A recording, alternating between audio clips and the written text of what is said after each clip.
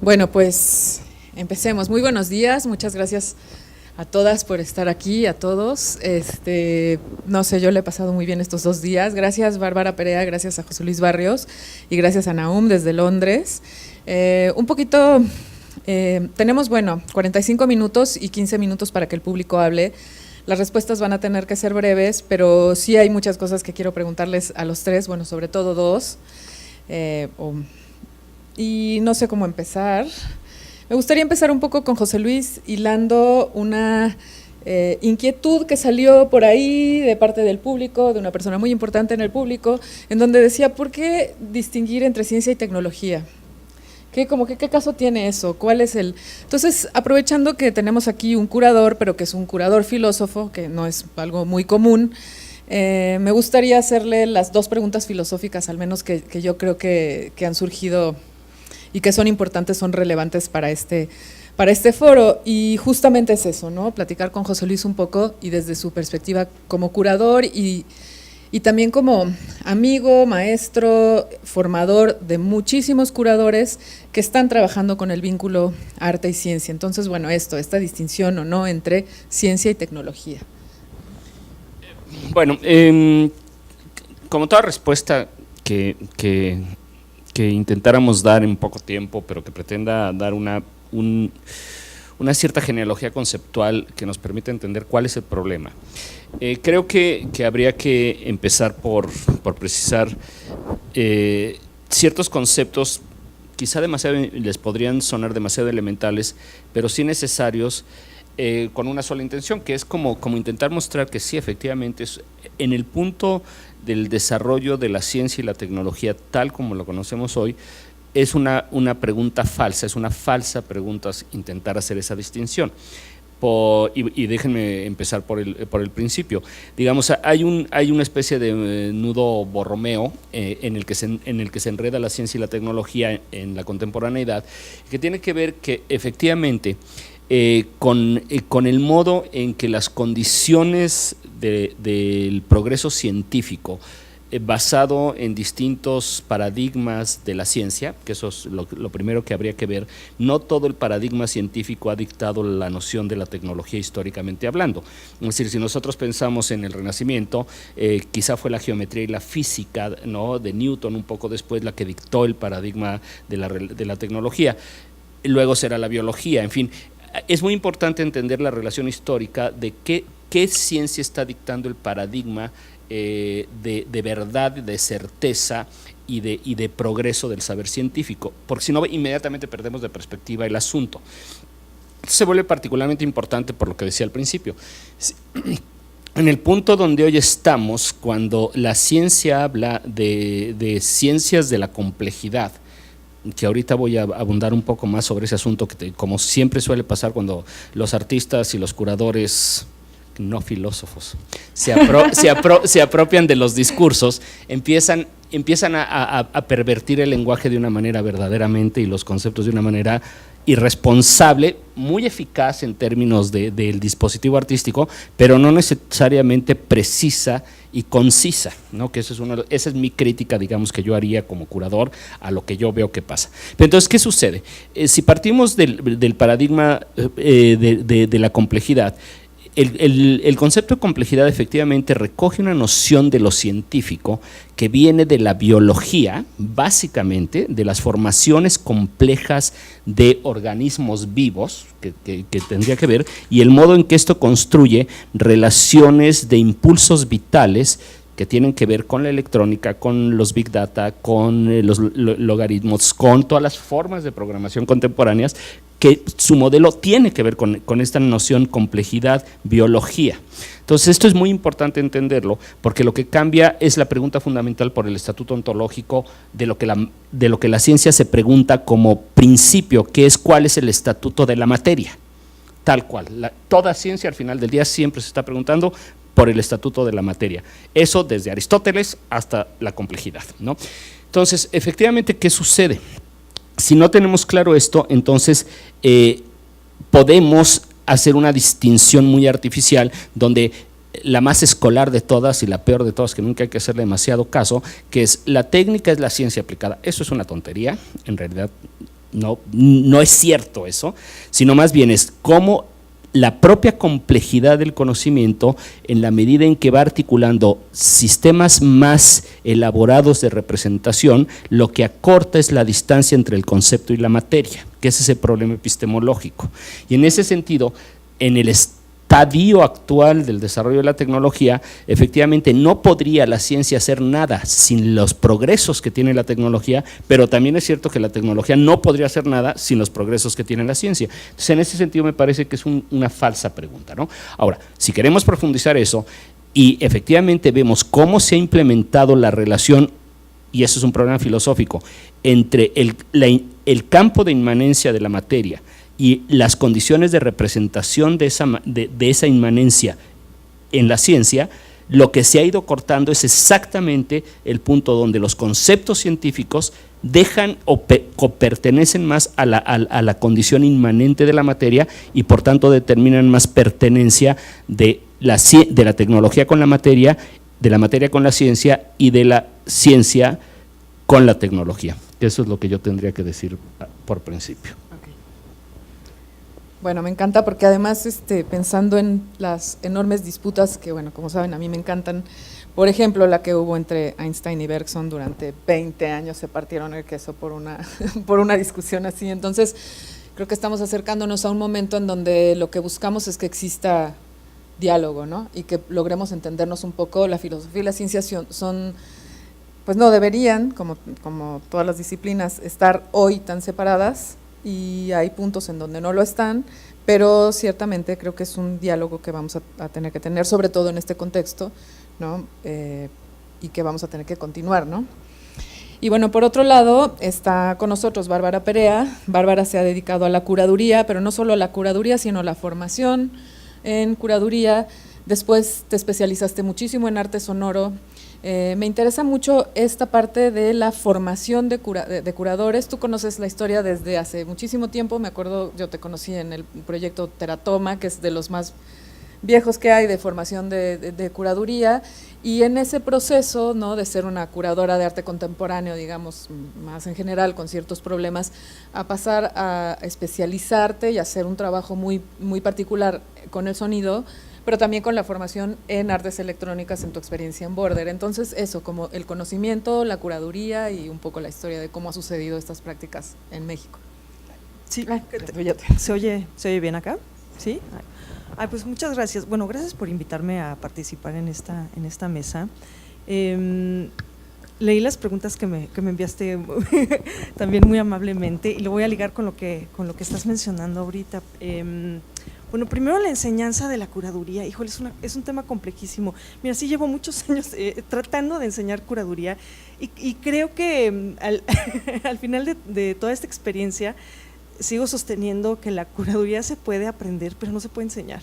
Es muy difícil. Entonces, sin embargo, pues desde luego que uno desarrolla técnicas para aproximar, digamos, a este pensamiento crítico que es lo que uno desea, ¿no? Con la enseñanza de la curaduría. Y me acuerdo que me preguntabas por correo sobre qué cuestiones específicas debe uno de aprender para hacer curaduría de arte electrónico, de artes experimentales, de arte sonoro. Y pues sí, es una pregunta bastante compleja y creo que es uno de los motivos por los cuales todavía hay bastante temor en el campo de la curaduría por acercarse al fenómeno cada vez más común y extendido y menos dividido o guetoizado de las artes electrónicas, ¿no?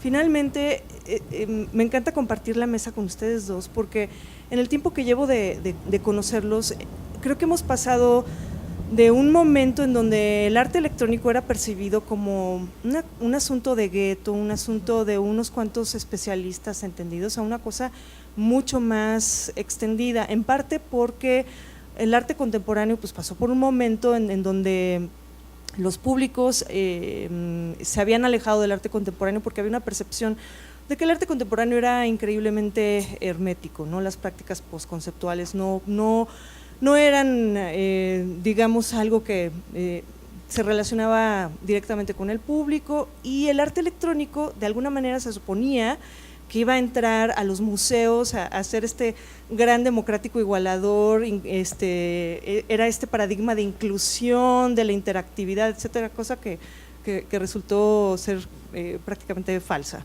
Y eso ya lo sabemos, pero sí pasó el arte electrónico de ser un asunto de especialistas a ser un asunto con mucho más convocatoria hacia un público, si se puede hablar de un público general. Y prueba de ello es que pues acaba de curar José Luis Barrios en el MUAC, es en el MUAC, no en el Laboratorio de Arte Alameda, la exposición de Rafael Lozano Hemer. Rafael Lozano Hemer ya gozaba de un lugar privilegiado en el 2000 cuando él es la imagen digamos, del nuevo milenio, cuando hace esta pieza muy espectacular en el Zócalo con luminarias, pero su presencia en espacios museísticos de la Ciudad de México pues era bastante escasa. Había tenido alguna presencia en el Laboratorio de Arte Alameda, pero no había tenido pues una individual, no obstante que pues es pues uno de los artistas más prominentes del país, claro, no formado en el país, ¿no? Y es el círculo perfecto o el arco perfecto cuando regresa a México con su gran individual, pero no al Laboratorio de Arte Alameda, que es el recinto que ha promovido las artes electrónicas durante 17 años, desde su formación en el 2000. No viene a México ahí, viene al MUAC, que es pues el espacio de arte contemporáneo pues más importante del país, me atrevería yo a decir. Entonces, bien interesante cómo se han movido en la importancia de la agenda nacional de cultura y en la percepción de los públicos, cómo se han movido las artes electrónicas. Y curiosamente, Tania, yo creo que el culpable es el arte sonoro, porque a diferencia por eso te lo pregunto. Yo lo sé, ya lo venía yo pensando en la mañana, así desde la regadera, voy a hablar sobre arte sonoro, seguro que sí. Porque a diferencia de muchos otros lugares donde el arte sonoro ha sido siempre, como bien me decías, ¿no?, el hermanito pobre de las artes electrónicas experimentales, etcétera, en México tiene un lugar increíblemente privilegiado y es el culpable de la penetración de las artes electrónicas en general y estas prácticas a recintos más tradicionales o más dedicados que tienen otra vocación. No hay que olvidar, digamos, eventos de alguna manera fundacionales como es el Festival de Arte Sonoro, que yo me formé como público en ese festival y cómo se formaron generaciones en ese festival como públicos que después se convirtieron en gestores, que después entraron a la institución y promovieron la apertura de espacios. Y es muy importante, hablando nuevamente del MUAC, que en el MUAC antes estuvo el espacio de experimentación sonora, un espacio increíblemente especializado, tiene un sistema de, creo que son 22.2 canales, fue adecuado y se componen obras específicamente para ese espacio. Entonces, y esto es, digamos, como muestra un botón, ¿no?, porque está Casa del Lago con su sistema octofónico, además hay instituciones dedicadas específicamente a la investigación sonora, como es la Fonoteca Nacional, y una cantidad de festivales independientes, desde la sala de la casa de alguien hasta, festivales que estuvieron en su momento muy bien fondeados en instituciones públicas y privadas, ¿no? Entonces, creo que justamente esa labor de formación desde espacios como el Festival de Arte Sonoro rindieron frutos y lo estamos viendo al correr del tiempo, ¿no?, 17, 18 años después, con esta proliferación de espacios sobre todo para la música experimental y para la improvisación, de los cuales se tiene poca noticia en el resto del continente o en otras escenas. Hay escenas muy puntuales como Berlín, por ejemplo, que lo tienen muy ubicado. Hay un intercambio maravilloso entre Berlín y la Ciudad de México y saben perfectamente que aquí hay una escena de experimentación sonora como pocas en el continente, pero te mueves un poquito de estos sitios que ya están muy ubicados y la gente no tiene noticia de lo que sucede aquí, ¿no? Y es que cualquier día de la semana tú tienes acceso a improvisaciones en vivo de muy alta calidad, ¿no? Y parte del problema es que no hay registro de esto que salga, no hay muchas grabaciones que salgan del país. Pero bueno, ya me extendí, ya me fui hacia como 40 otros lados. No, pero lo que estás diciendo se me hace importantísimo, sobre todo en términos, y no lo había pensado así, de formación de públicos que después se vuelve, porque es verdad que gracias a esos festivales y a todo eso que sucedió hace que, ¿cuántos? ¿20? Pues 17, 18 años, hay tan buen público, tan bien formado, tan crítico para este tipo de prácticas, como son las prácticas sonoras, y siempre hay público. Mientras haya un buen programa, van. Y bueno, ahora me gustaría preguntarle a Nahum. También a Nahum un poquito le escribí en la mañana preguntándole por dos cosas que yo tengo muchísima curiosidad. Nahum acaba de participar hace unos meses en un programa espacial de Universidad Espacial, ahorita nos cuentas bien el nombre del programa y dónde es y todo, en donde fue sometido a y esto también un poco para hacer énfasis en el asunto de conocimiento, que ayer se repitió tantas veces, un programa súper intenso de formación en no artes espaciales, sino en el espacio, sus tecnologías, o sea, ya ahí no era el lugar del artista, es como pretendemos que sea en un futuro, ¿no? Como siempre hay un artista en un equipo donde va a suceder un proyecto interesante, siempre el input del artista participa, pues. Pero bueno, un poco que nos platiques de este programa, pero también al mismo tiempo de cómo va a impactar eso en tu práctica como programador de eventos de artes espaciales, como curador, y luego un poquito sobre tu experiencia en gestión administrativa y en las vicisitudes políticas que tiene el armar un proyecto como La gravedad de los asuntos, en donde tú y Ale de la Puente fueron los directores del proyecto, pero sobre todo los gestores. ¿Qué implica la gestión internacional espacial para dos artistas, ¿no? Perfecto. Hola, buenos días por allá. Gracias por la invitación. ¿Y me escuchan bien, verdad? Sí, perfecto. Ok, súper. Pues, más que nada, algo que he desarrollado en los últimos 8, quizá 10 años ya, es mi trabajo en una comunidad en particular, resulta que es la comunidad espacial, en términos de la exploración espacial, ¿no? Toda la tecnología que hemos desarrollado para enviar cosas allá afuera y tener una presencia a través de larga distancia o a través de humanos presentes constantemente en órbita o más allá de órbita próximamente. Y yo creo que hace rato hablaban de diálogo, ¿no? Entre filósofos y ciencia, y algo bien importante como artista es involucrarme en mi comunidad y tener un diálogo con estas personas de mi comunidad. Resulta que para hacer obra me interesa utilizar la tecnología espacial, y esta comunidad son ingenieros, son científicos, son militares, son políticos, son agencias nacionales, agencias internacionales. Hay intereses muy diversos, de todo tipo, difíciles, son tecnologías muy caras con respecto a otras facilidades científicas, etcétera. Y me di cuenta desde que empecé a incursionar en el mundo espacial que necesitaba ser parte de ese mundo. O sea, existen muchas prácticas artísticas donde se trata un tema desde el arm's length, ¿no? Desde la distancia de un brazo, y no hay un involucramiento real en estas comunidades. Creo que es importante que como artistas y curadores, gestores, estemos teniendo una participación activa en estos círculos, y también por una necesidad. El día que yo necesitaba un cohete o un satélite, pues debo de pertenecer a estos guetos, ¿no? Y una vez que estás adentro, pues es ahí desde donde puedes incidir y donde puedes influenciar y donde puedes comenzar a abrir puertas para los que están atrás de ti tocando puertas, ¿no? Y también un poco de enseñar quizá por qué es importante que haya artistas, ¿no? Y por qué es importante el pensamiento crítico y las miradas poéticas a lo que ellos del otro lado están haciendo. Entonces estos diálogos son súper importantes.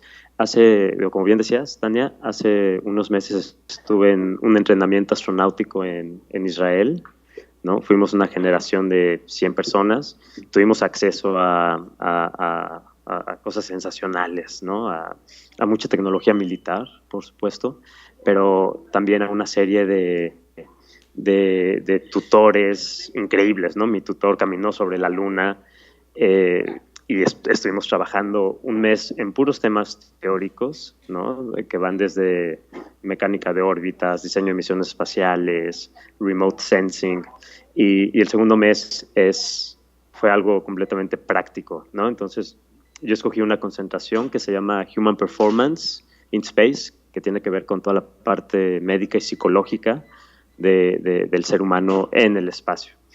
Y para esto, bueno, me tuve que ir a un hospital de guerra en Medio Oriente a ver cómo funcionan las emergencias, ¿no? Y ver cómo son los procedimientos de emergencia y ver cómo se pueden aplicar estas cosas a una misión tripulada y seguramente a una misión también larga, como sería Marte.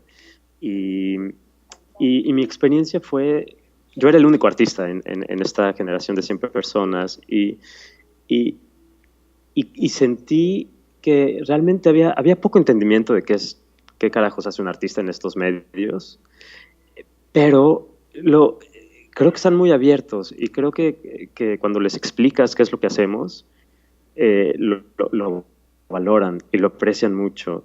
Y yo estuve en este curso por invitación de la Universidad Internacional Espacial, que tienen ahorita ya como objetivo tener un artista en cada uno de sus programas, lo cual se me hace sensacional, o sea, que ya se esté desde las bases, se esté dando este entendimiento de, ok, a ver, si queremos tener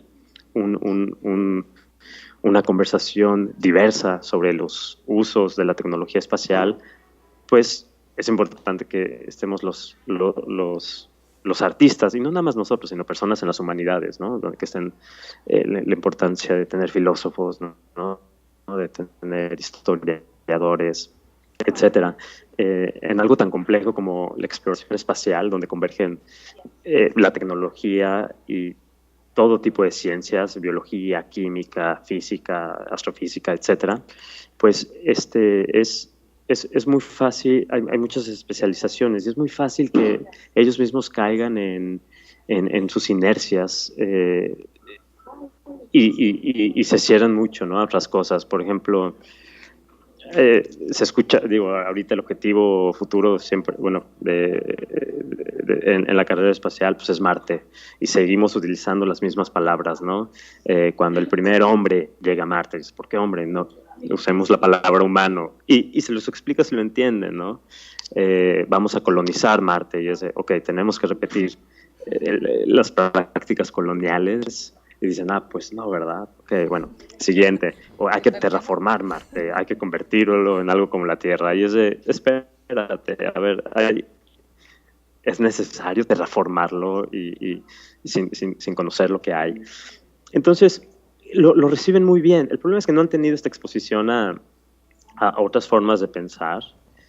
Y creo que, bueno, espero que la tendencia sea que estemos más vinculados, reconociendo que somos disciplinas distintas, pero que podemos colaborar todo para enriquecer un cierto campo del quehacer humano. Y por otra parte, en cuanto a las gestiones, pues bueno, pues es también, ¿no? El mundo espacial es muy complejo y poner a un artista a hacer gestiones para organizar una misión espacial o para utilizar una misión, o hace poco estuve entrenando a Thomas Pesquet, que hace unos días salió al espacio, para que hiciera unos trucos de magia en el espacio, pero bueno, pues es así de, ok, a ver, ¿cómo podemos incidir como artistas en el mundo espacial, ¿no? En lo que yo llamaría la política cultural espacial. Y otra vez te das cuenta que es una cuestión de profesionalización, de tú como artista poder pertenecer a estos lugares, hablar su idioma, y una vez que tienes esas credenciales, ok, ya es cuando te pones crítico, ¿no? Y ya les dices, a ver, vamos a hacer un proyecto sobre la no militarización del espacio, vamos al Comité para los Usos Pacíficos de las Naciones Unidas y vamos a tener a un grupo de artistas hablando sobre todo lo que hacen y que no está bien. Pero para llegar a ese punto es importante que haya un respeto mutuo y que haya una confianza. He leído en algunas críticas a proyectos de arte y ciencia que a veces los artistas no somos críticos con la ciencia. Y no es que no lo seamos, simplemente es que sí, yo creo que hay que ir por pasos, ¿no? Uno es, hay que participar activamente en nuestras comunidades. Mi comunidad es el mundo espacial. Vamos a entendernos. Y una vez que ya estamos trabajando, ok, vamos a ponernos un poco serios con estos temas. Pero no podemos llegar a ser brutales con ellos. Hay que empezar a trabajar y entender cómo funcionan estos dos mundos. Y creo que es en esta colaboración, en esta intersección, donde realmente podemos hacer una diferencia. Y ya. Bueno, pues me gustaría continuar con una pregunta para José Luis. Otra vez, tiene que ver con conocimiento y tiene que ver también con esto que acabas de decir sobre la crítica y el arte. El arte y la curaduría tienen una cercanía muy fuerte con la crítica y a veces decimos crítica sin tener en cuenta como la genealogía filosófica de la palabra, digamos, ¿no? Y en ese sentido también la propia crítica de arte frente a las prácticas en donde hay cruces arte, ciencia y tecnología ha sido muy criticada, por otro lado, por ser como superficial, ¿no? Porque a la hora de ver una pieza, pues ven la superficie, que no es precisamente lo que ve el crítico, el historiador del arte, por ejemplo, pero que ven otras cosas, o sea, no ven el interior, ¿no? Los mecanismos que están dando lugar a esta pieza, los algoritmos que le dan vida, las máquinas que tienen adentro, el conocimiento que está siendo producido ahí adentro, en fin, como que se critica un poco a la crítica de ser superficial y de no haber sido suficiente, en fin, llevamos, no sé, 20 y tantos años o más con estas prácticas, en fin. Y hay una noción por ahí que en una visita de Jens Hauser al laboratorio de Alameda le hicimos justo esa pregunta y él decía, es que la crítica falló en leer, cuando leyeron a Kant, porque toda la idea de crítica viene de alguna forma, o uno de los adalides de la crítica es precisamente Kant, pues se les pasó leer el Sublime Matemático, y yo sí siento y tengo como esa idea de que en la filosofía, en la crítica, en la teoría, pues como que se saltaron, como a todos los que estudiamos arte en algún momento y decíamos que íbamos a la escuela de arte para no hacer matemáticas, o sea, parece un poco ese mismo chiste, ¿no? Pero bueno, eso, se saltaron el Sublime Matemático en Kant y aquí hay un problema que estamos sufriendo todo este gremio, ¿no? Entonces, bueno, quería preguntarle a José Luis sobre eso. Sé que también es una enorme pregunta y lo que después te pediría sería como un seminario para los que queremos hacer crítica en un futuro, pero bueno, empezar un poco por ahí. Bueno, no voy a dar aquí una clase, pero sí, efectivamente, hay como todo, y ahorita me gustaría, a propósito de lo que voy a comentar, criticar a Nahum en sus presupuestos comunitaristas en torno a la comunidad científica y estas cosas que me parecen francamente problemáticos, pero bueno, y va de esto, digamos, rapidísimo. Tiene que ver, filosóficamente tiene que ver con el momento en que la física, particularmente la física, y la astronomía se implantan como ciencias paradigmáticas en el siglo XVI-XVII, ¿no? Y lo que surge es efectivamente un concepto que es bastante complicado, que es el concepto del infinito. Lo que está detrás filosóficamente es cómo pensar el infinito. Y cuando Kant en el siglo XVIII efectivamente postula la noción del sublime matemático, lo postula en términos del infinito. En el sentido de que el infinito como concepto tiene una cierta condición de posibilidad de inteligibilidad, lo podemos inteligir, es un concepto pensable, vamos a decirlo, es un concepto en el sentido fuerte de la palabra. Kant lo dice así, ¿qué es el sublime matemático? Una infinita magnitud dada, ¿no? Una infinita magnitud dada, es decir, tiene un carácter de intuición pura para el intelecto, donde puedo captar una totalidad que es infinita. A diferencia del infinito dinámico, el infinito dinámico solo se capta por el afecto, solo lo podemos captar afectivamente y por eso tiene que ver con lo indeterminado. Entonces, la diferencia entre lo indeterminado y lo infinito es fundamental para entender cómo se están pensando dos conceptos fundamentales en la filosofía: la noción matemática del universo y la noción material de la fuerza de la vida, de los afectos, de las emociones, etcétera, etcétera.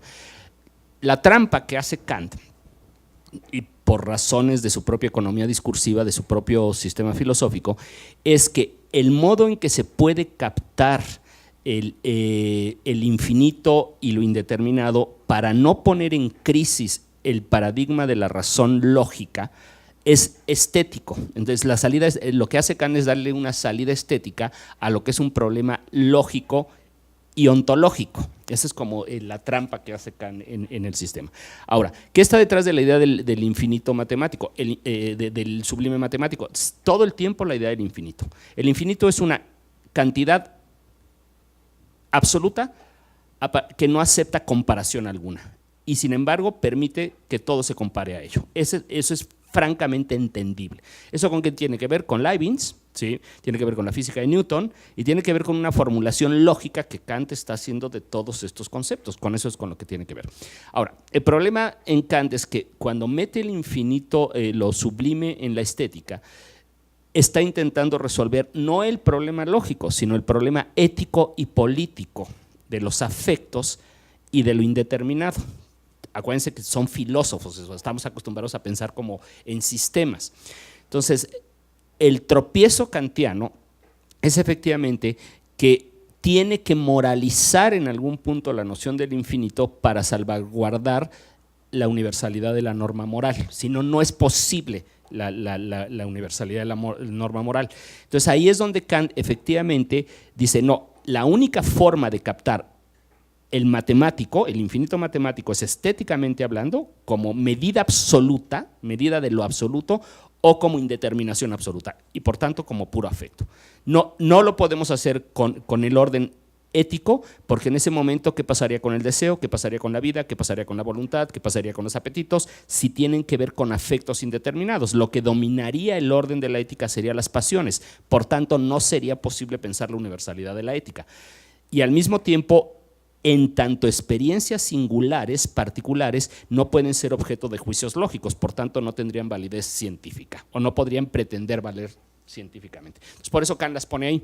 ¿Dónde está el error kantiano? El mismo que comete nuestro querido Naum, en pensar que la técnica, el infinito y cualquiera de sus formas prometen una suerte de entusiasmo a la humanidad. La barrida donde se resbala durísimo Kant es en el momento donde dice, ¿qué es el sublime ético? Y lo dice claramente en la tercera crítica, el entusiasmo. Y el entusiasmo es ante aquello que nos asombra absolutamente y nos recuerda la grandiosidad de lo humano, como por ejemplo un mariscal de guerra. Ese es el ejemplo que pone Kant, ¿sí? Ese es el ejemplo que pone Kant para hablar del sublime ético, que es el entusiasmo. Bueno, ¿a qué va todo esto? Lo que está detrás, y hablando de complejidad, y hablando de comunidad, y hablando de totalidad, y hablando de integralidad, y hablando de toda esta interdisciplinariedad y todas estas cosas que nos suenan como muy atractivas, pero que habría que rascar mucho todo lo que eso quiere decir. Al final del día, la pertinencia de lo artístico, al menos desde mi perspectiva, tiene que ver cómo uno puede conectar a nivel de lo sensible el problema de la inmanencia de la materia, de las potencias de lo material, con las condiciones de la representación en términos de sensibilidad. Eso es el atributo de lo artístico. Si lo artístico no hace eso, efectivamente estará haciendo cualquier otra cosa menos arte, ¿no? Podrá estar haciendo ciencia, podrá estar haciendo tecnología, podrá lo que ustedes quieran, pero no tendría el carácter de artisticidad que lo define. Entonces, este es un problema fundamental. ¿Por qué?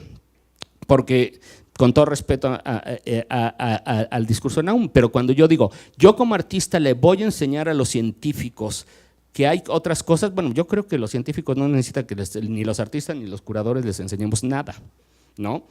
O sea, presuponer la idea de que el artista tiene algo que enseñarle a la ciencia es presuponer otra de las aberraciones de la modernidad, que es la figura del genio, también estipulada por el pensamiento kantiano. O sea, una suerte de mesianismo del artista que se vuelve muy problemático a la hora de que evidentemente yo voy a humanizar la técnica. A ver, el problema de la técnica es que solo es humana. O sea, habría que complejizar mucho más las cosas. La tecnología solo es humana, ¿no?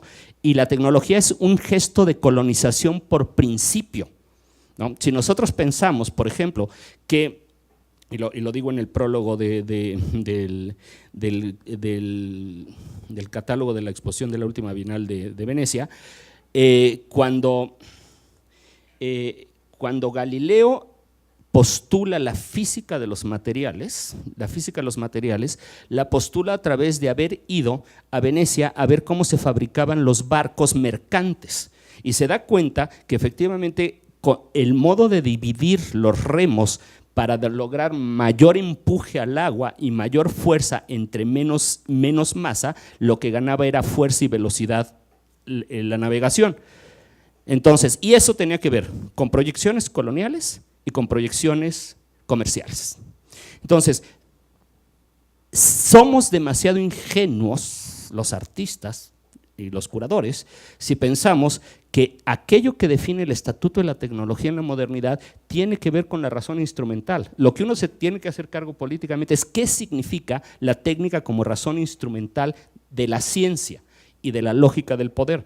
Entonces, pretender que yo me puedo insertar en comunidades de científicos para cambiar la lógica misma de la tecnología es suponer que el artista tiene una visión mesiánica y que no está siendo instrumento de la lógica de la tecnología.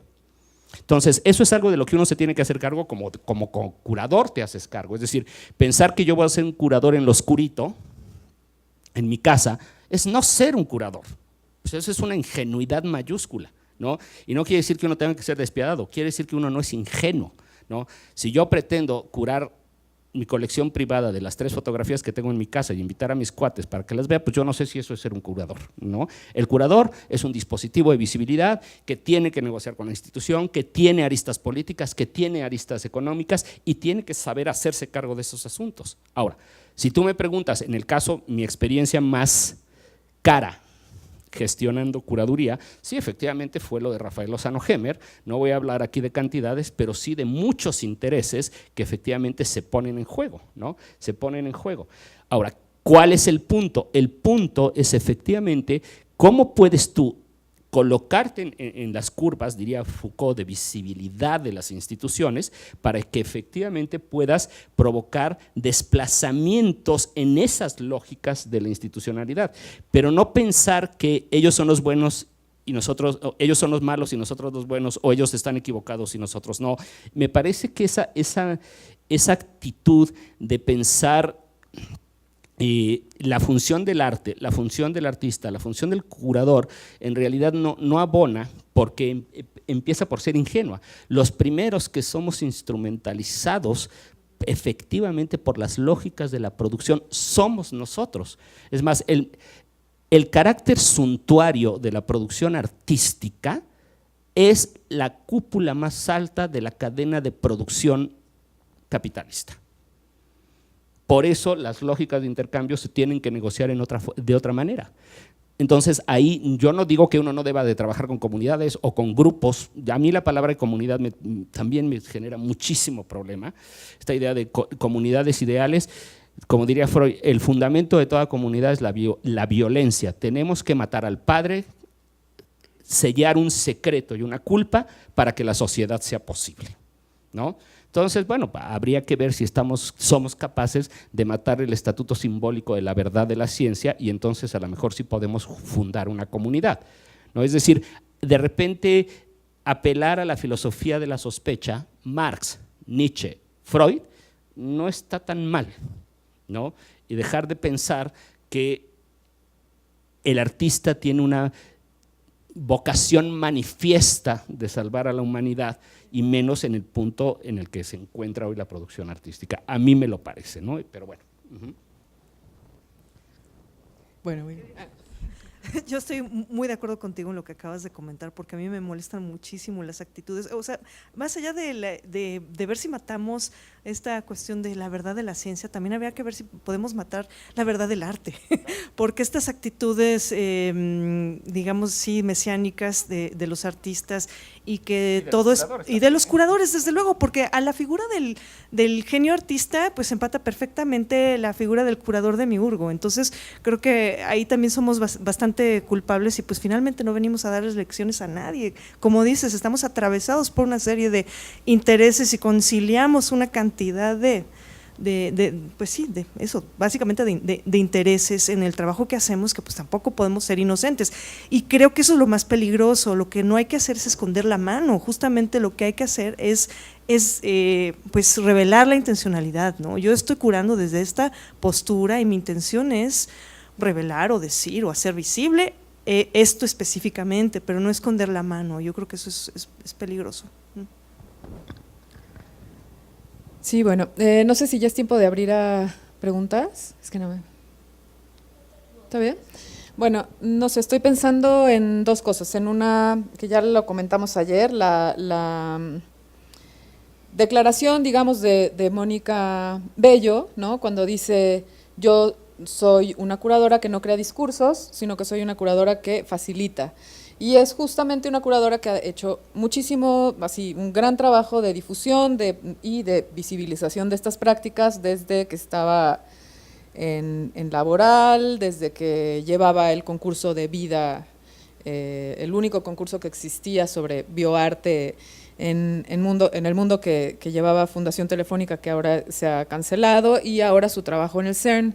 O sea, como que es una persona que ha abierto puertas y que sin duda, pues cuando declara que ella lo que hace es ser una facilitadora, pues sí, y tenemos la evidencia. Entonces, bueno, entre estas dos como polos de la curaduría y pensando un poco en, otra vez, el asunto del conocimiento, que también me preocupa mucho, es importantísimo que los curadores estén imbuidos en las discusiones filosóficas, teóricas, pero qué difícil es estar imbuidos en esas discusiones y también en las científicas, que exigen, por eso te preguntaban aún sobre el programa espacial, porque ahorita nos contaste así como muy someramente, pero cuando me contabas las prácticas particulares, eso de irte a meter a un hospital de emergencias que está como entre Israel y Palestina, además es interesante como fenómeno todo lo que te ha tocado vivir en términos políticos, gestionando y pensando en proyectos espaciales. Una es esa experiencia donde llegan los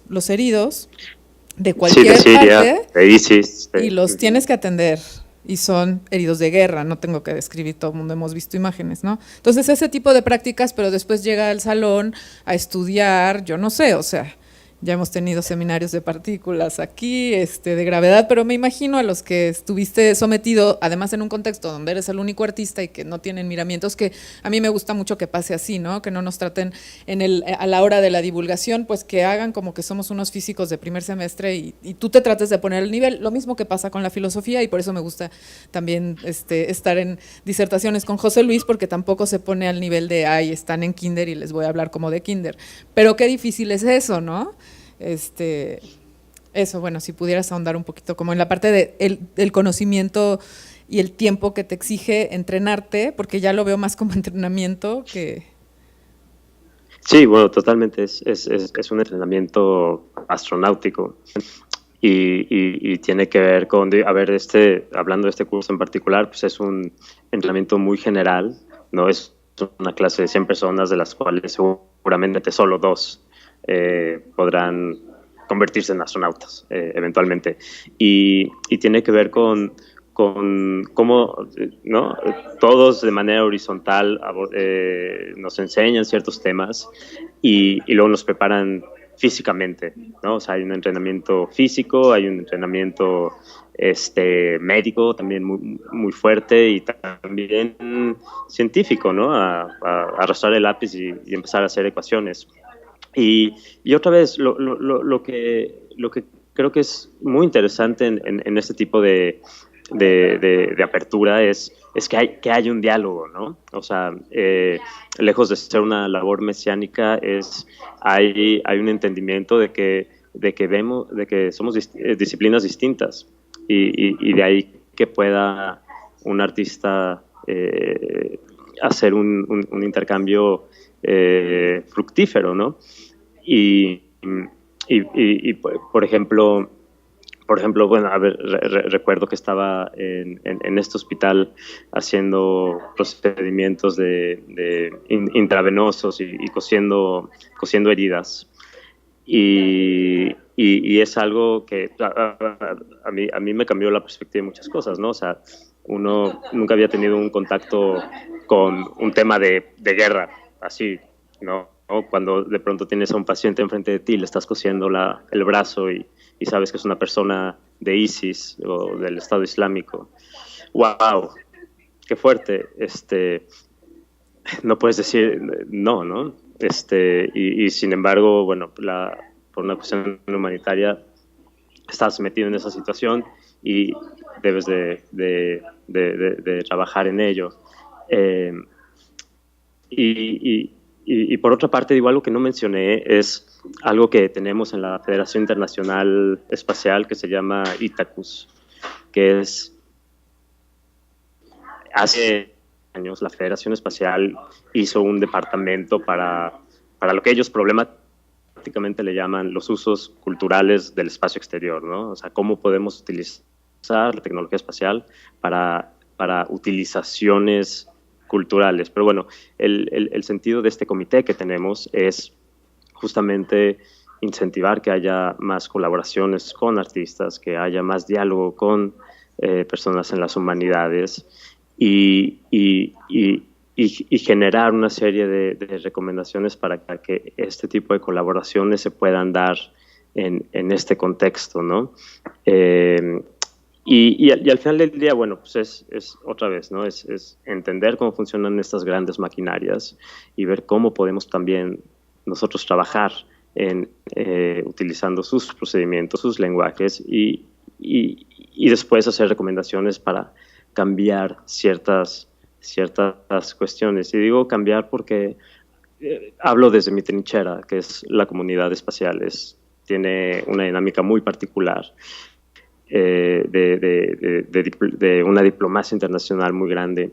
Y hay algo que hacemos todos los años, que es, tenemos un estatus de observadores en las Naciones Unidas y cada año tenemos la obligación de escribir una serie de recomendaciones al secretario general de las Naciones Unidas, que no sé qué tanto sirva eso, pero sobre aspectos culturales del espacio, ¿no? Donde la comunidad artística, como si se pudiera agrupar en un grupo, vemos problemáticas y oportunidades para el mundo espacial. Y otra vez, esto no es, no creo que cambie la forma en la que se hacen las cosas en este mundo espacial, pero creo que hay un interés genuino en que participemos y hasta que no encontremos la forma para que estas participaciones funcionen entre científicos, ingenieros, artistas, pues bueno, hay que seguir explorando, ¿no? Y es algo que este grupo de personas en ITACUS, todos estos curadores y artistas que estamos trabajando allí, estamos constantemente trabajando pero creo que otra vez la constante para mí es el diálogo y la colaboración con estos grupos. Muy bien, pues si quieren, ahora sí hay preguntas. Yo no veo. Ya aquí.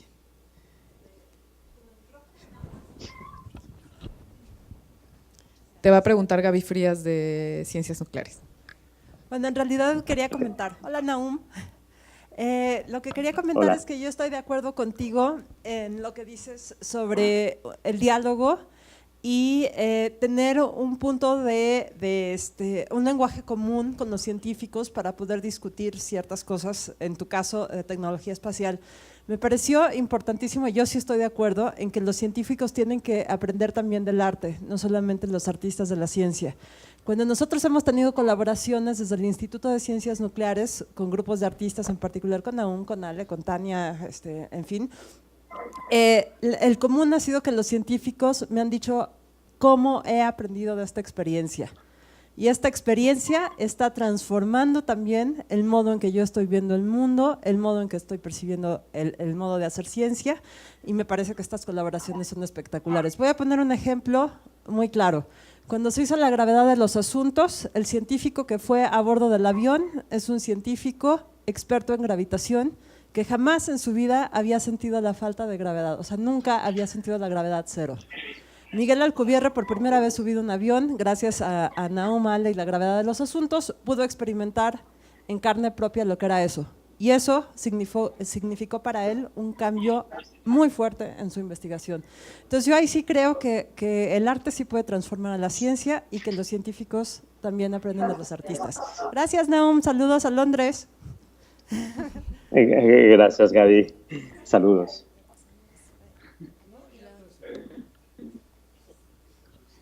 Bueno, soy Eduardo Andión. Eduardo Andión te va a preguntar. Sí, me interesó una cuestión que salió casi al final y creo que está atravesando gran parte de la discusión, que sería la idea de matar la verdad de la ciencia y matar la verdad del arte como posibilidad.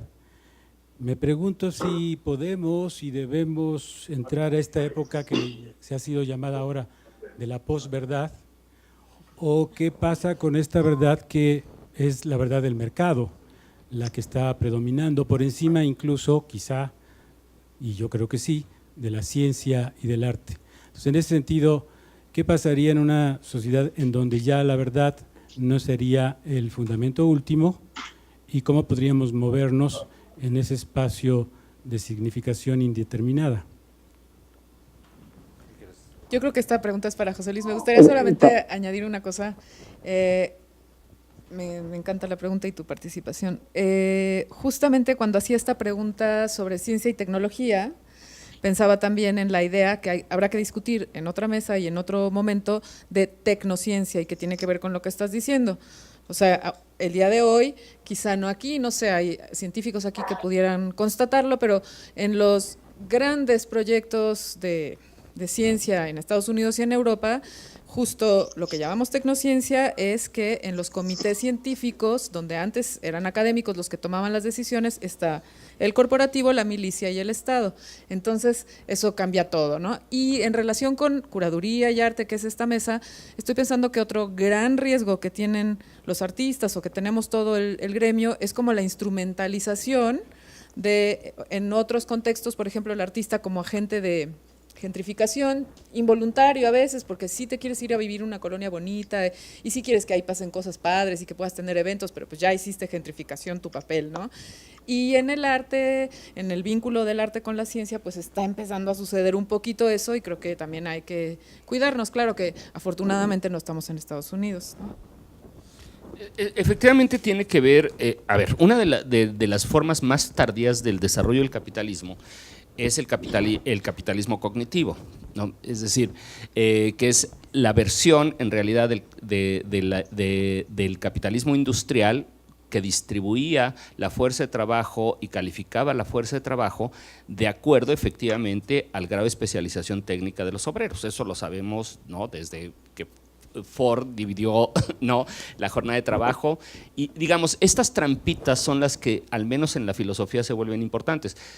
Me parece que no se trata de negar el vínculo necesario entre ciencia y arte, es una condición necesaria, pero la condición necesaria, de nuevo, es ni el arte ni la ciencia, sino el carácter poético, ojo, poético de la ciencia y el arte. Es decir, el carácter creador de la ciencia y el arte. No puedo dar por un hecho que la misma relación es productiva, sino efectivamente conduce o produce condiciones de posibilidad creadora, es un diálogo un poco entre sordos. Esa es la tarea que cada artista, cada curador, cada científico tiene que hacer. Pero yo no daría por supuesto que porque la relación se da, va a producir. Es muy problema. ¿Y por qué no lo daría por supuesto? Y lo hilo con la otra respuesta. Porque efectivamente la lógica de la producción social y material en la modernidad no se entiende efectivamente sin la idea de tecnociencia. Ojo, El avión, la fotografía revolucionaron la pintura, pero la fotografía y el avión eran tecnologías de guerra, inicialmente. O sea, eso no lo podemos desvincular. No podemos decir, qué bonita la ciencia, qué bonito el arte, qué bonito Chaplin, qué bonito el cine, qué bonito… No, o sea, finalmente hay una dialéctica, y aquí habría que insistir sobre el carácter dialéctico de las producciones históricas, ¿no? Nadie está diciendo que no se pueda. Estamos diciendo seamos críticos con ese vínculo, ¿no? Seamos críticos con ese vínculo. Mi objeción siempre a la relación arte-tecnología es que se le deposita demasiado entusiasmo a esa relación, y lo que es problemático es el entusiasmo, ¿no? ¿Por qué? Porque en nombre del entusiasmo se generan las peores violencias de la historia, ¿no? Los totalitarismos siempre están llenos de entusiasmo, siempre. Entonces, de repente tener un cierto carácter dialéctico para ver efectivamente que toda tecnología, toda producción científica supone una forma de repartir el tiempo y la relación del trabajo en la lógica de la producción, lo único que nos hace ver es que al menos podemos tomar posiciones de cara a lo que yo produzco. O sea, me hace tener conciencia de lo que yo estoy produciendo, y en esa medida ser crítico.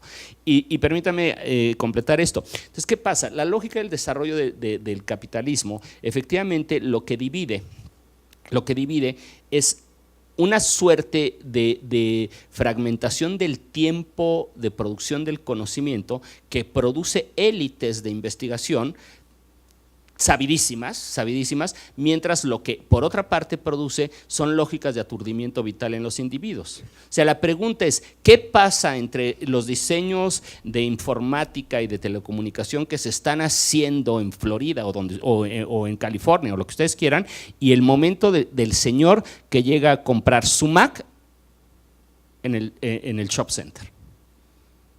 O sea, ese eslabón me parece que no lo podemos dar por descontado. Y no es que yo creo que el arte tenga una función social con el prójimo, no estoy hablando de eso. Estoy hablando que la cadena de producción no puede fragmentarse de esa manera, porque en la medida en que no asumimos que la producción de conocimiento, la producción artística, parte en la lógica de la modernidad de su potencial de ser siempre instrumentalizado, invariablemente va a ser instrumentalizado. Entonces, eso a los corporativos no les interesa, ¿no? A las grandes empresas no les interesa, a los gobiernos no les interesa. Ellos siempre parten de la lógica de la instrumentalización. Entonces, la pregunta es más bien para los científicos y para los artistas, ¿sí? Cómo efectivamente creo estrategias dialécticas donde lo que se vuelve inestable es lo que yo produzco de cara a las lógicas de división social del conocimiento y del trabajo.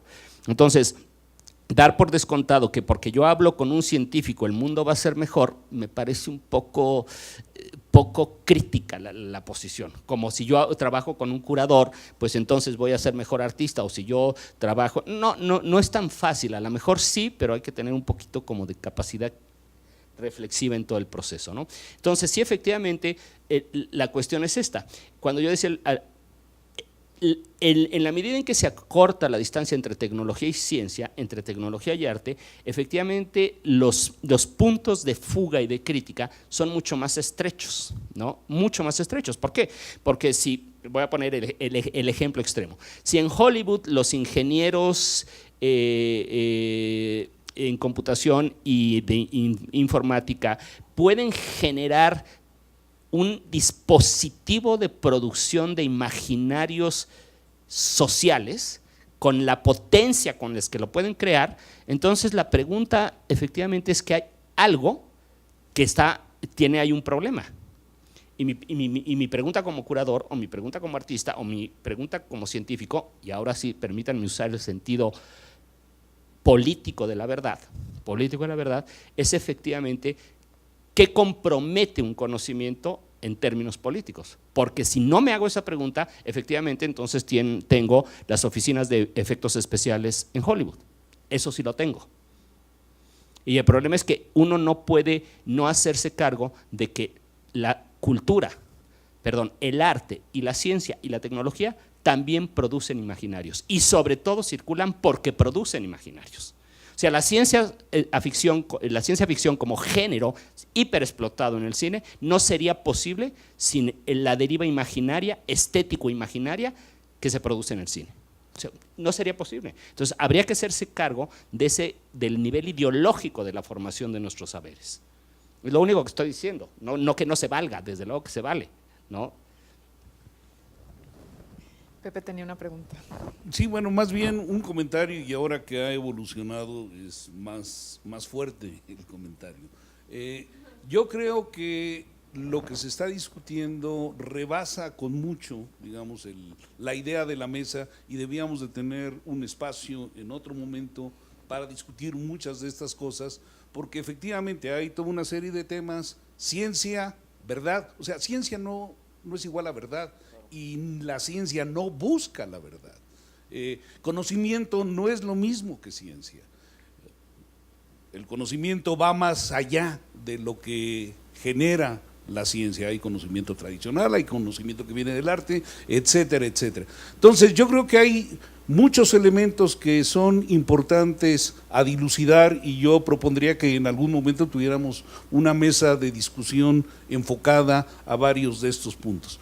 Porque de repente cuando uno se apresura a decir cosas, dice cosas que suenan como verdaderas, pero en realidad no tienen realmente verdad. Por ejemplo, y digo, no es por criticar lo que dijo Gabriela Frías, un físico teórico que por primera vez experimenta la falta de gravedad no es porque el arte lo haya llevado a eso, simplemente era un físico teórico que no tenía esa parte experimental. Entonces o sea, no fue el arte quien lo transformó, sino simplemente el trabajo de una obra de arte que lo llevó por ese camino, pues le permitió sentir algo que no había sentido en su vida. Pero no fue el arte, fue simplemente una parte experimental. Entonces yo creo que debemos de desmenuzar lo que se ha planteado, que ha sido muy rico, de una manera un poquito más extensa. ¿Alguna más?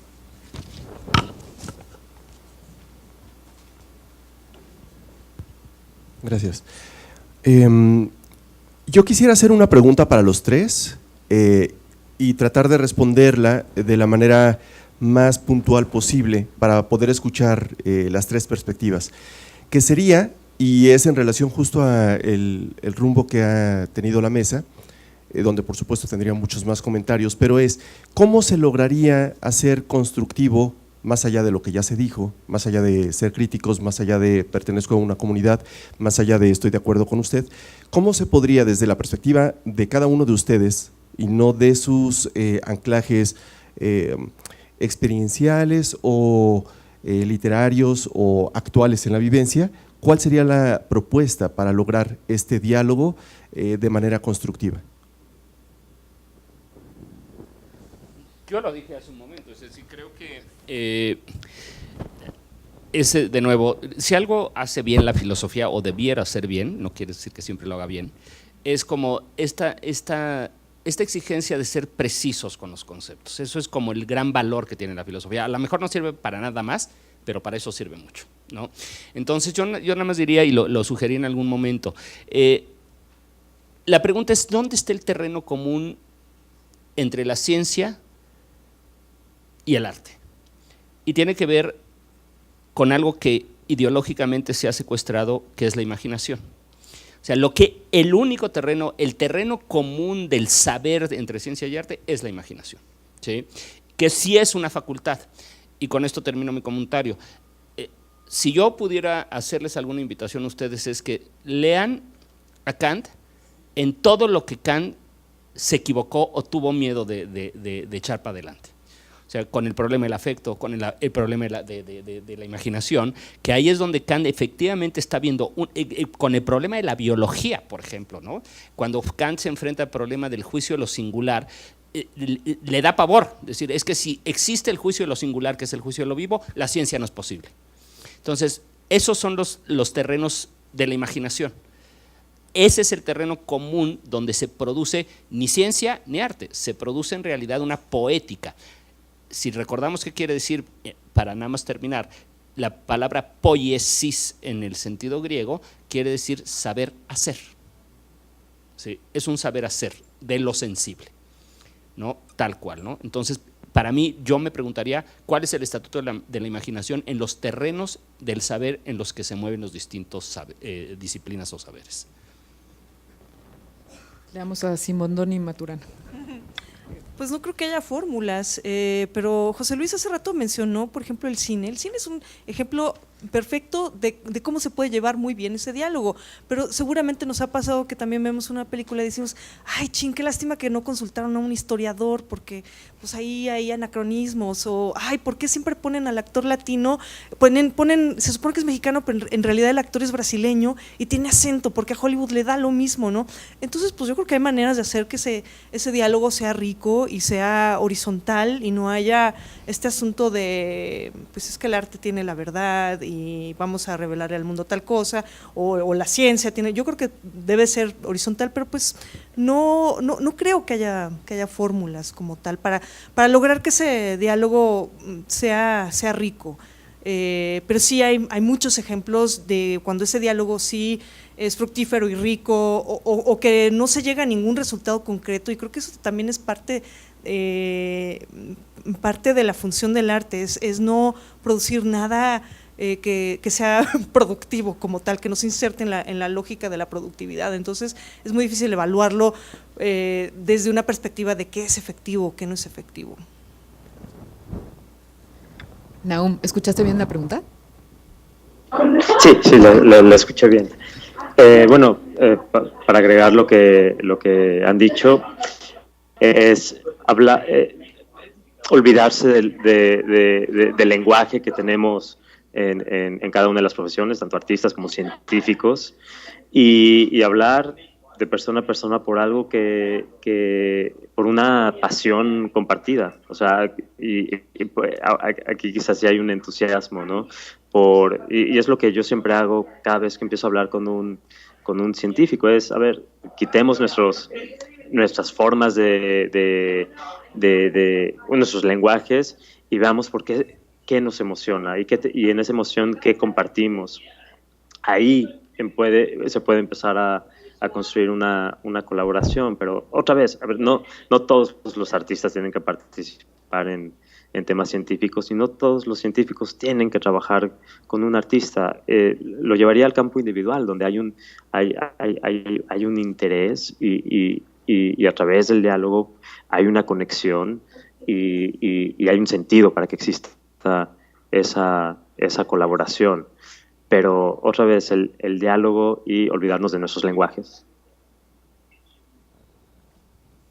Tenemos un momento para una última pregunta. ¿Alguien quiere?